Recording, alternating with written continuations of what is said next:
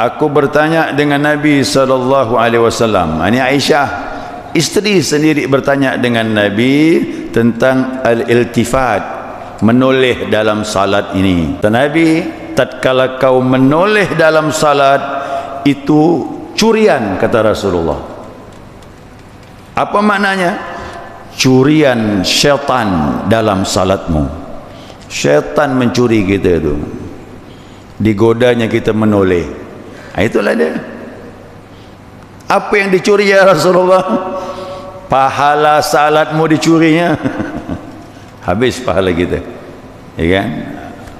Jadi ada istilah syaitan mencuri dalam salat. Itulah tadi orang yang menoleh, toleh ke kanan, toleh ke kiri, kena dah tu. Dia tak sadar syaitan menggodanya sehingga dia berpaling dari pandangan ke arah kiblat. Ya.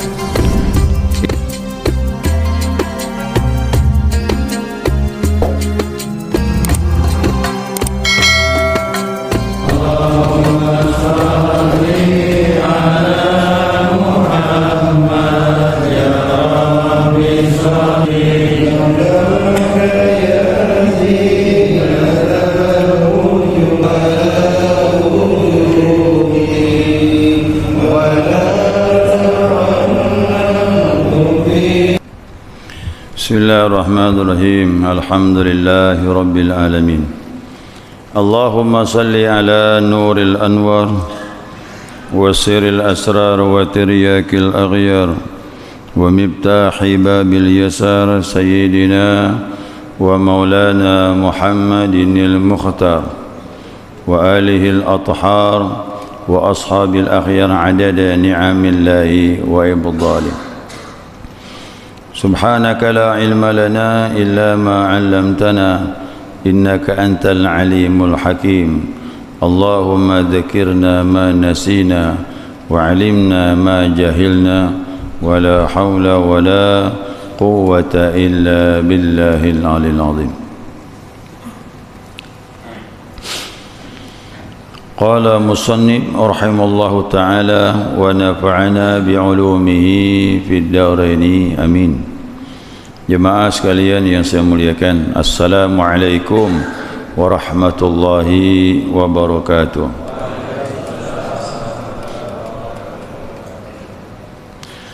Alhamdulillah, senantiasa kita mengaturkan pujian dan syukur kita kepada Allah atas limpahan rahmah, hidayah dan izinnya. Subuh ini kita dapat melanjutkan kajian kita, muzakarah kita, panduan kitab Fathul Mu'in, melanjutkan tentang melintasi di depan orang salat, ya. Kemarin jelas bahwasanya sunnah, ya, kita mencegah orang yang melintasi orang yang sedang salat antara dia berdiri dengan batas sutra, yaitu wilayah yang tidak boleh dilewati, ya, selama ada jalan lain.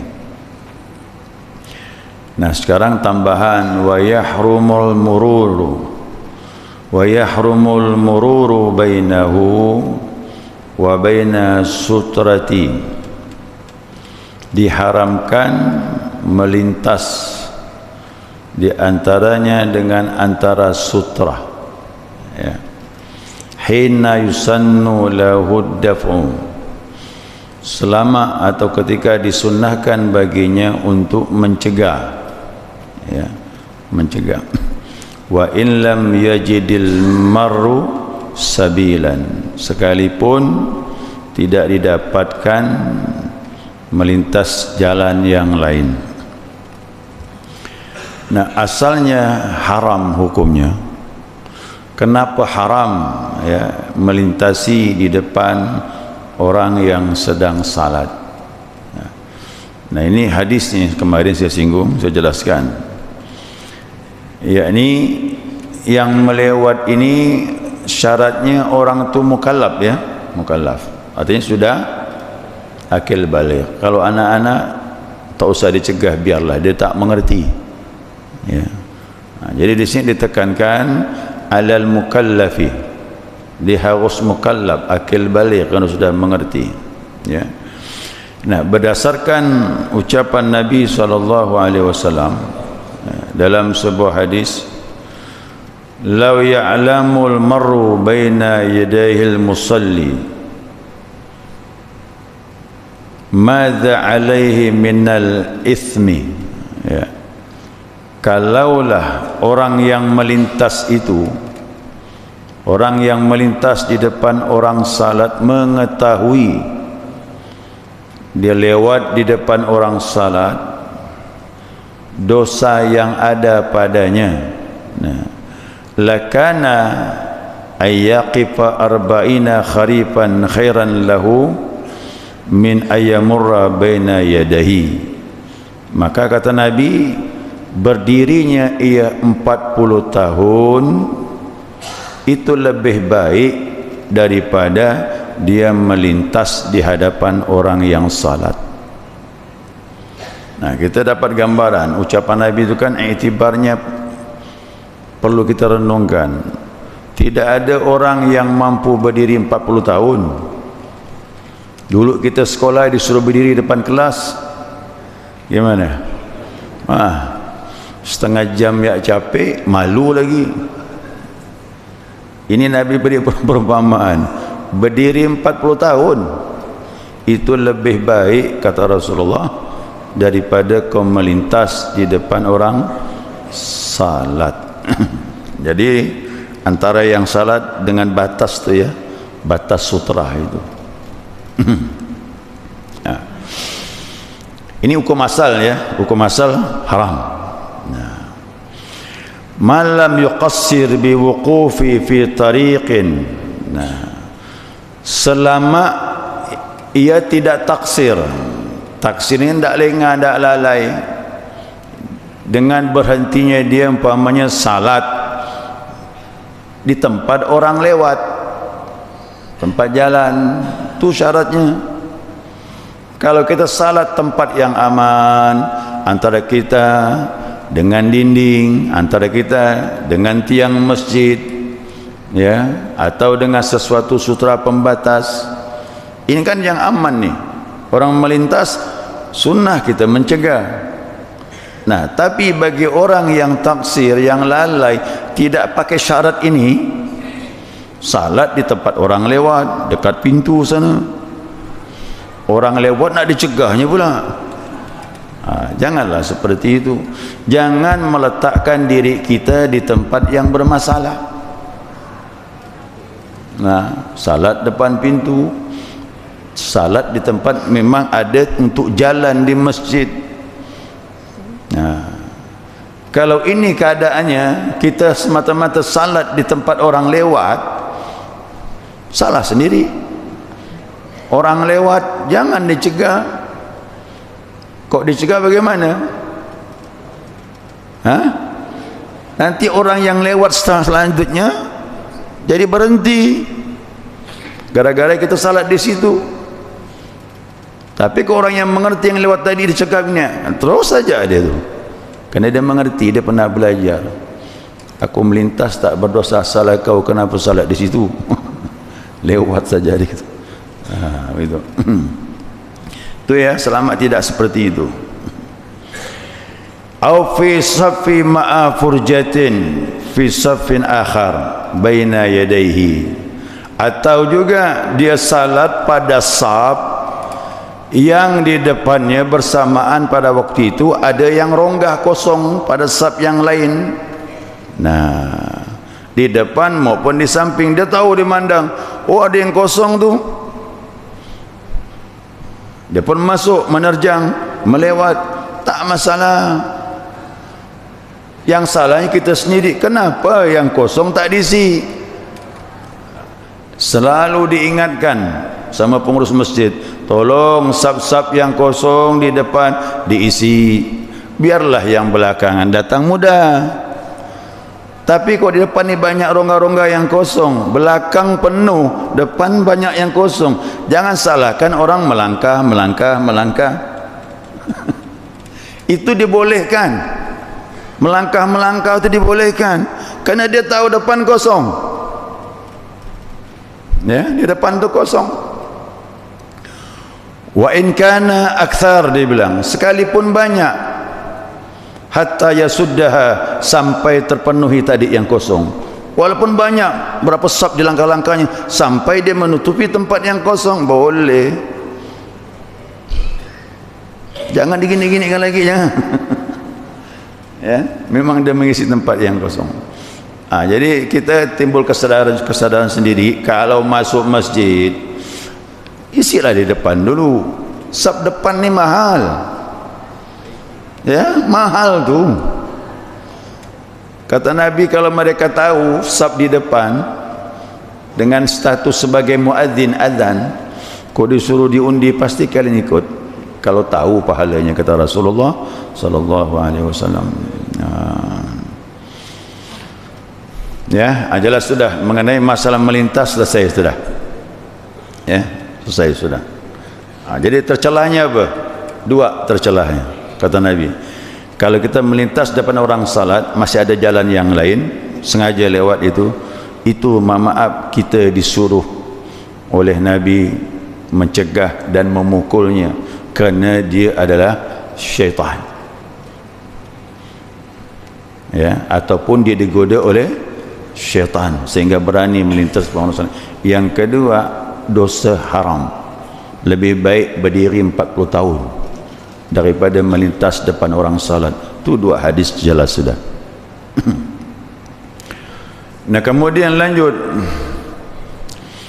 wa kuriha fiha ayis salati, ya, dimakruhkan padanya, maksudnya salat, al-iltifat biwajhihi bila hajatin, menoleh dengan wajahnya tanpa hajat. Lagi salat menoleh. Bagaimana keadaannya?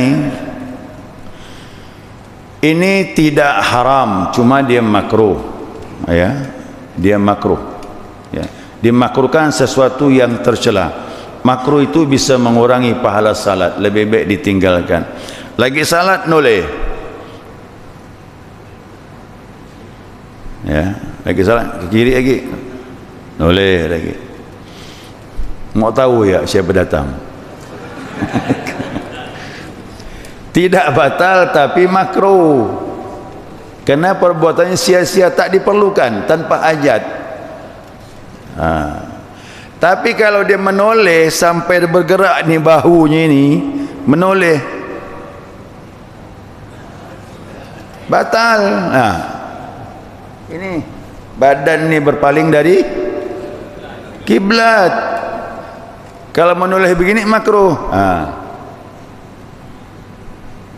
Makruh karena badan tetap menghadap kiblat, tapi begitu badan mengikut, noleh begini, batal sudah. Ulang dari awal, takbiratul ihram lagi. Ya, takbir dari awal lagi.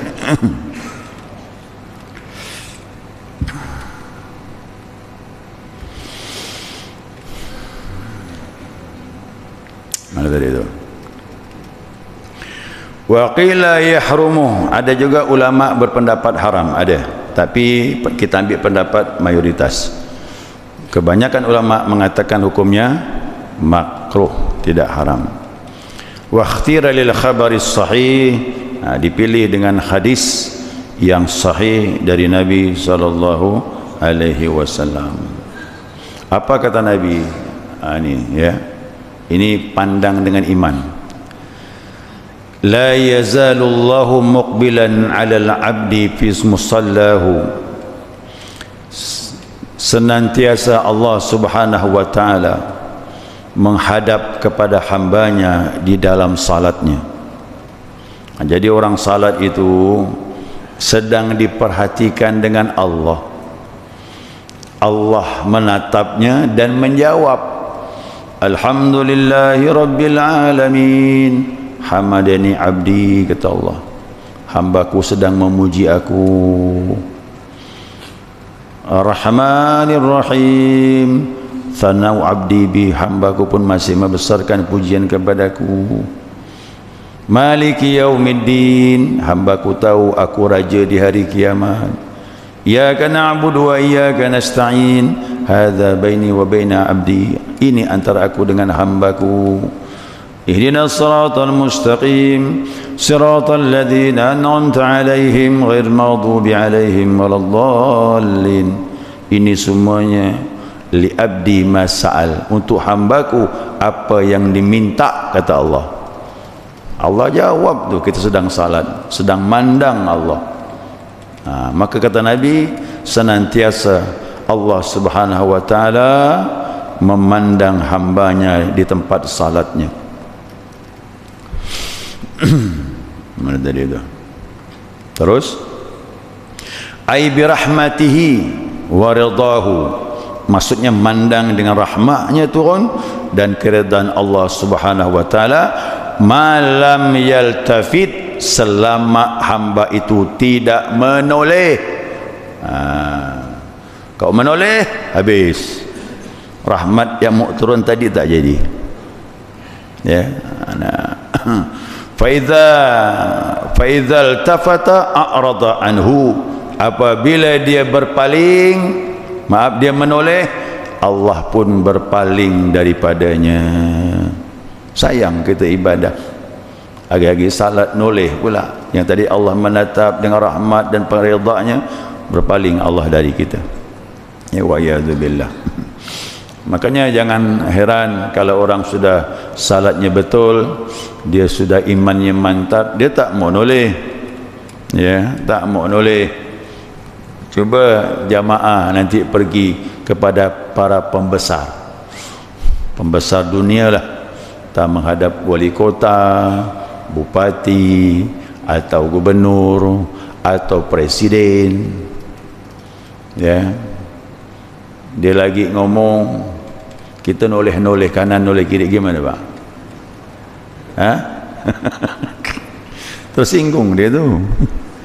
Ya, dengan betul ngomong, kita noleh kanan, noleh kiri. Ambil kiasnya macam itulah. Ya, nah apalagi Allah cemburu sama kita ini. Waktu kita salat, kita bilang ihdinas siratal mustaqim, kau minta dengan aku tunjuki jalan yang lurus, tapi pandanganmu ke mana, kata Allah. Gimana? Ya kan? Ada rasa malu. Kalau ada rasa malu berarti iman. Ya, berarti iman. Al-haya syu'batu minal iman. Malu tu sebagian daripada iman. Nah, bahkan juga dalil kemakruhan tadi ya, dari Aisyah radhiyallahu anha, aku bertanya dengan Nabi sallallahu alaihi wasallam. Ini Aisyah, isteri sendiri, bertanya dengan Nabi tentang al-iltifat, menoleh dalam salat ini. Faqala, Nabi bilang, wa ikhtilasu yakhtalisuhu syaitanu min salatil abdi. Kata Nabi, tatkala kau menoleh dalam salat itu curian, kata Rasulullah. Apa maknanya? Curian syaitan dalam salatmu. Syaitan mencuri kita itu, digodanya kita menoleh. Itulah dia. Apa yang dicuri ya Rasulullah? Pahala salatmu dicurinya. Habis pahala kita, ya kan? Jadi ada istilah syaitan mencuri dalam salat. Itulah tadi orang yang menoleh, toleh ke kanan, toleh ke kiri, kena dah tu. Dia tak sadar, syaitan menggodanya sehingga dia berpaling dari pandangan ke arah kiblat. Ya, ini nampaknya sepele ini Pak. Ini masalah sunnah, masalah makruh diperhatikan untuk menyempurnakan ibadah kita kepada Allah Subhanahu wa taala. Ya, lanjut. Fala yukrahu li hajatin, tidaklah makruh kalau ada hajat. Kalau ada hajat boleh. Ya, Nabi pernah menoleh dalam salat. Nabi berisyarat dengan sahabat untuk mengambil sesuatu dalam salat. sesuatu di sebelah kanan sehingga Nabi menoleh kepada sesuatu tadi itu. Nabi menoleh kepada sesuatu, sahabat paham berarti sesuatu itulah yang suruh diambil. Kalau ada hajat boleh.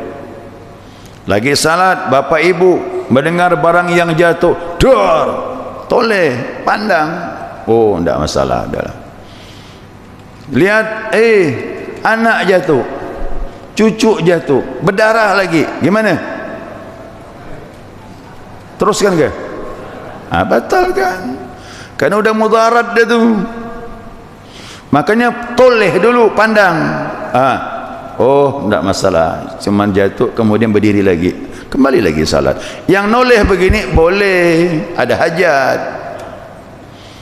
Mudarat lagi, udah batalkan. Bahkan kucing, seandainya kucing masuk dalam tempayan, seandainya tak keluar-keluar anak kucing, kita betul-betul salat di tempat terbuka, mandang lagi, batalkan. Tolong tu hewan tu boleh, apalagi anak. Kucing ya boleh. Ke ular bagaimana? Ular tak boleh tolong. Nah,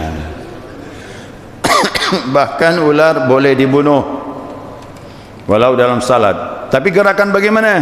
Tak ada kaedah lagi. Tidak ada gerakan 3 kali berturut-turut batal. Tak batal.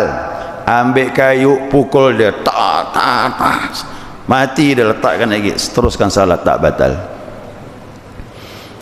Tak pakai kaedah 3 kali gerakan. Karena keadaan, kalau tak begitu dia matuk kita. Gimana kau lagi salat gini? Lagi salat, dari depan ular tu mengejar, sun. Gimana Pak? Lawan ke lari? Lari lah, udah selamat.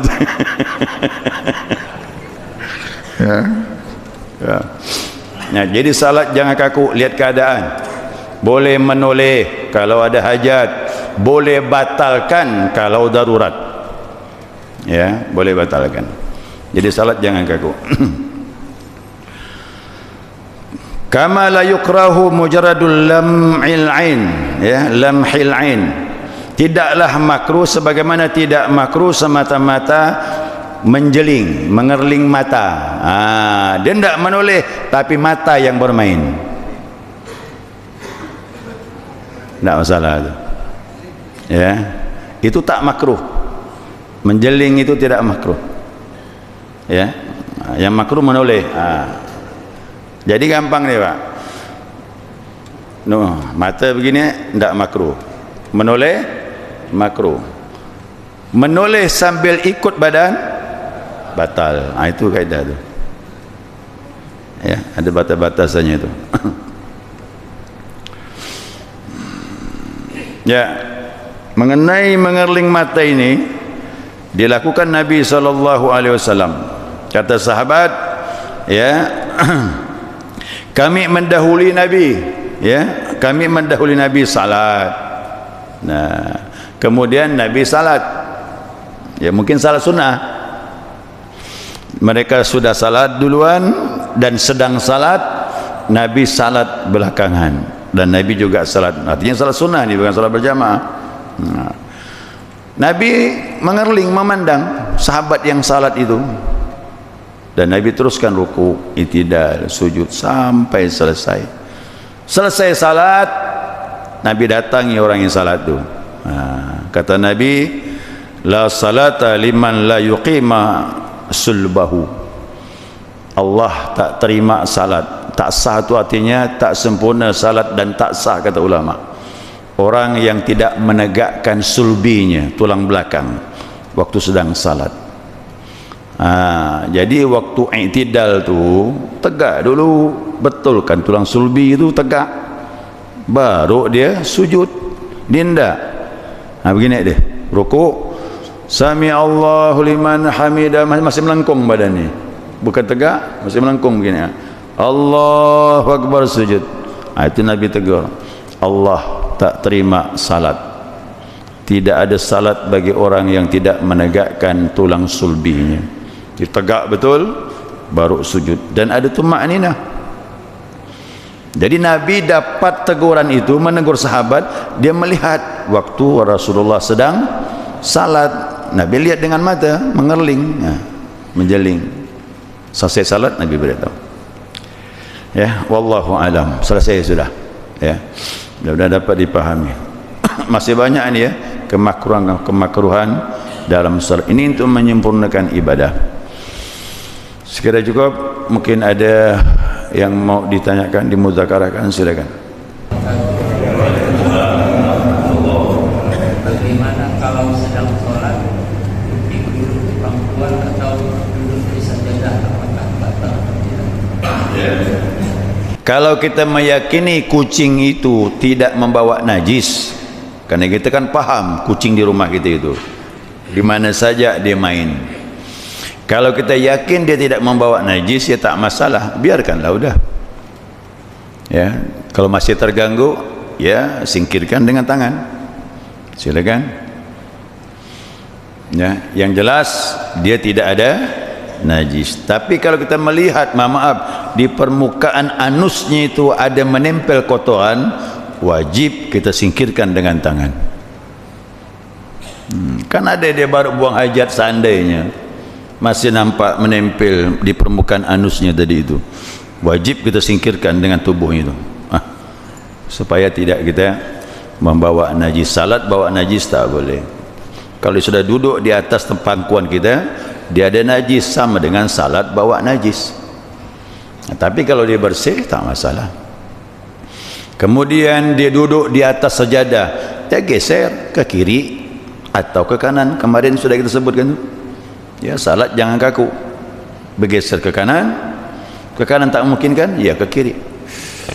Sujudlah di samping kucing, tak masalah. Ya. Ya, najis dia. Ya, bulu kucing itu termasuk najis kalau banyak jumlahnya mempengaruhi salat. Nah, makanya juga kita lebih hati-hati, kita singkiri lebih aman. Nah, itu fatwa para ulama. Yang lepas dari tubuhnya waktu masih hidup berarti dihitung bangkai itu. Ya, dihitung bangkai. Sama dengan kambing. Kita kepengen makan kambing nih. Kepengen apa? Oh, enggak kambing Pak Ustaz, sapi. Kepengen makan ekornya, diambil ekor masih hidup. Ekor ya diambil. Terus buat sop buntut. Gimana? Bangkai lah tu. Karena tidak disembelih. Nah, jadi bulu kucing yang lepas dari tubuhnya pun sama, dia dianggap bangkai. Nah, maka tadi lebih aman ya kita singkiri. Kalau kita khawatir kalau banyak rambutnya yang gugur, yang lepas sehingga memenuhi tempat daripada pakaian kita itu. Nah. Cuma kucing ni punya kelebihan, dia bebas main di rumah, itu hebat dia. Padahal dia mirip-mirip harimau. Coba harimau bebas di rumah. Tadi kita tuh. Nah, itu kelebihan kucing. Jadi kucing ini hewan yang memang dimuliakan. Apa sebab dimuliakan? Nabi tidak pernah memberi gelar kepada sahabat nisbah kepada hewan, tidak ada. Bahkan kambing sekalipun tidak ada. Tidak ada. Tapi kalau kucing ada. Sahabat bernama Abu Hurairah, bapaknya kucing. Ya, berarti kucing mulia. Belum pernah Nabi menisbahkan, tetap Nabi menisbahkan kepada yang baik-baik. Tak mau dengan hewan, tapi untuk kucing diberikan dengan Abu Hurairah. Kerana Abu Hurairah senang dengan kucing. Ya, senang dengan kucing. Dia Abu Hurairah tak punya rumah. Rumahnya pelataran masjid. Pelataran Masjid Nabawi itulah rumahnya Abu Hurairah. Maka disebut Sufah, Ahlus Sufah. Kata Sufi diambil dari Ahlus Sufah, sahabat yang tinggal di pelataran masjid, tak punya rumah. tidur di masjid, makan, maaf ya, dengan sendirinya datang rezeki. Ada orang yang dermawan beri rezeki, makanlah mereka. Tak ada makanan, puasa mereka. Aku pernah menahan, perutku lapar sampai aku jatuh pingsan, kata Abu Hurairah. Dan orang menyangka aku gila, kata dia. Padahal aku tidak gila. Kenapa? Menahan lapar berhari-hari tak makan, tapi tak mengeluh. Sahabat tak pernah mengeluh walau tak makan 3 hari. Cobalah kita, Pak. Kita tetap akan naik dari rumah ke rumah, dan itu pun tak salah. Udah waktunya minta. Ya, kita ini dibolehkan minta, kata Nabi, kalau makanan cuma dapat sekali saja sehari, boleh minta. Kalau ada makanan di rumah 1 hari 2 kali, makan siang, makan malam, haram minta. Itu ada aturan. Makanya jangan banyak minta. Ini simpanan banyak, masih minta. Kulkas penuh, beras karung, masih minta. Simpanan di bank puluhan juta, masih minta. Hati-hati orang banyak minta ni, malu di hadapan Allah. Nah, sahabat 3 hari tak makan, tak minta, jatuh pingsan. Bahkan sampai aku diinjak leher aku. Oh, ini Abu Hurairah ni, ini mungkin kesurupan jin ni. Kata sahabat, diinjak lehernya tu, sampai diinjak leher aku, katanya. Padahal aku lapar. Lapar. Dan dia diberi mizwas. Mizwas itu sebuah kotak untuk menyimpan barang. Biasanya kalau sahabat mau pergi, kepengen sambil-sambil makan kurma, dimasukkan dalam mizwat itu, dimasukkan. Aku diberi hadiah mizwat itu dari Nabi SAW. Diberi sama Nabi. Kata Nabi, hadiah untuk engkau, dalamnya ada kurma. Kata Nabi, makanlah sepuasmu dan jangan kau memandang isinya, kata dia. Jadi geser, cerik, ambil, tutup, makan. Itu ya. Kalau dia lapar, buka, tutup. Sampai kapan tu? Sampai Nabi meninggal, tak pernah habis tu. Berganti Khalifah Abu Bakar 2 tahun, tak habis-habis dimakan. Berganti Umar 10 tahun lebih jadi khalifah, dimakan tak habis-habis. Berganti Utsman bin Affan, terbunuhnya Utsman bin Affan, baru hilang dia bilang mizwasku itu, kata dia. Berapa tahun tu, Pak?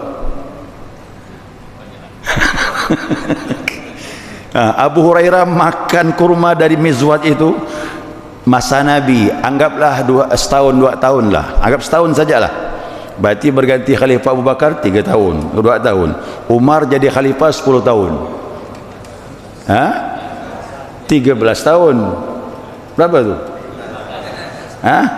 Masa Nabi setahun.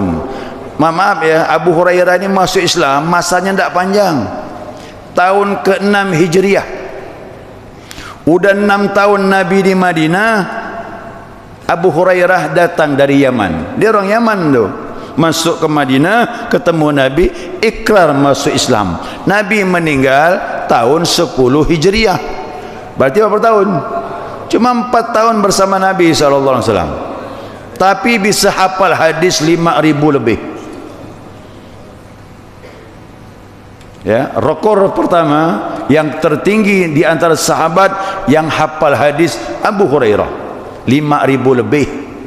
Hanya 4 tahun kumpul dengan Nabi Muhammad SAW. Luar biasa. Nomor 2-nya Aisyah 2.000 lebih. Yang ketiganya Anas bin Malik 1.000 lebih. 4 sahabat kalah masih itu. Abu Bakar, Umar, Utsman dan Ali tak sebanyak itu hafal hadis. Saya ulangi lagi, masa Nabi anggaplah setahun dia, setahun. Masa Abu Bakar 2 tahun, 3 tahun. Masa Umar 10 tahun lebih, 13 tahun. Masa Utsman dibunuh baru hilang barang tu. Utsman itu 11 tahun jadi khalifah. 24 tahun Abu Hurairah makan kurma dari kotak yang diberikan dari hadiah Nabi sallallahu alaihi wasallam. Jadi kau dengan Nabi itu selesai urusan. Itu namanya berkah mukjizat Nabi sallallahu alaihi wasallam. Ya, saya kira cukup lah tu. InsyaAllah kita sambung lagi. Subhanakallahumma wa bihamdika asyhadu an la ilaha illa anta astaghfiruka wa atubu ilaik.